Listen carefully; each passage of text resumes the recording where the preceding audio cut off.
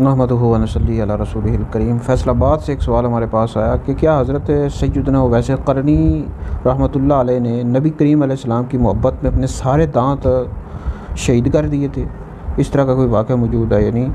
तो इस हवाले से जो मेरा फतवा मौजूद है, फतवा इंशाल्लाह सोशल मीडिया पर, व्हाट्सएप पर, दीगर जगहों पर शेयर कर दूँगा। भाई ये झूठा किस्सा है, ये मौजू है, मनगढ़ंत है, इस तरह की कोई भी रिवायत मौजूद नहीं है।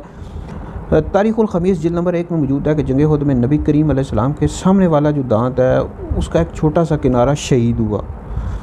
अलबत्ता ये जो हज़रत सैयदना उवैस क़रनी रहमतुल्लाह अलैह के हवाले से बयान किया जाता है कि उन्होंने हुज़ूर अलैहिस्सलाम की मोहब्बत में अपने सारे दांत तोड़ डाले, ये झूठा किस्सा है, मनगढ़ंत है, ऐसी कोई असल नहीं है। भाई नबी करीम अलैहिस्सलाम के सबसे बड़े जो आशिक थे वो सहाबा किराम अलैहिम रिदवान थे, हज़रत सैयदना अबू बकर सिद्दीक़, हज़रत उमर, हज़रत उस्मान, हज़रत अली और दीगर सहाबा, उनसे इस तरह की कोई बात साबित नहीं है।